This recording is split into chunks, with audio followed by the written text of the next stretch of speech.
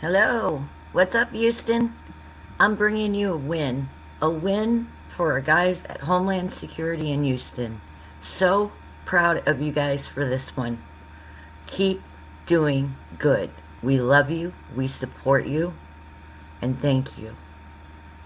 1 second, and I'll bring you this amazing, awesome story. And before I do, all views are my own. I do not give advice, so please think for yourself and decide for yourself. Not all content is appropriate for children. 1 second.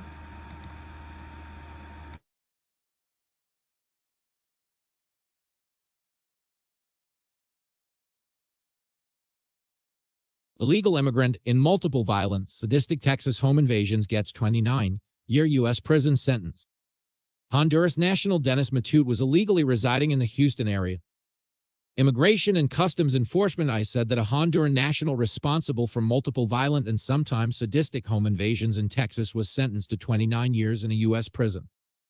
Dennis Matute, who was illegally residing in the Houston area and is not a U.S. citizen, was sentenced on August 16th by U.S. Circuit Judge Greg Costa to a 108-month term of imprisonment for 2 counts of interference with commerce by robbery, as well as an additional 120 months for each of 2 counts of brandishing a firearm during a crime of violence.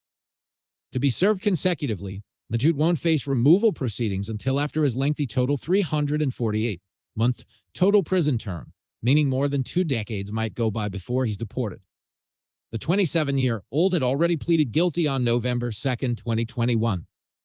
At the hearing, the court heard evidence of the underlying offenses as well as the details surrounding 3 additional murders and 2 home invasions Matute had committed, the Justice Department said in a press release. In handing down the sentence, the court noted the sadistic method Matute used toward the victim of one of the home invasions, and that this case was much more than just brandishing a firearm. Homeland Security Investigations HSI Houston also noted in its own release.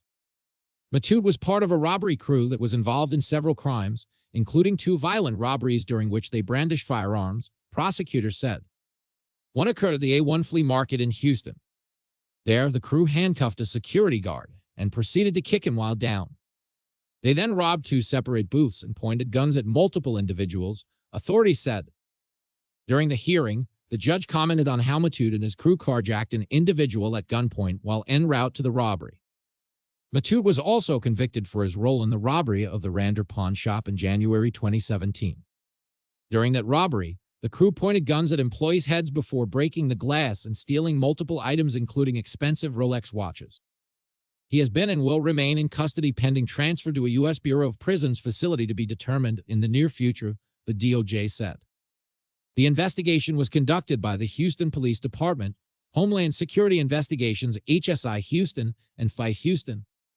The case was prosecuted by Assistant U.S. Attorney Lisa M. Collins.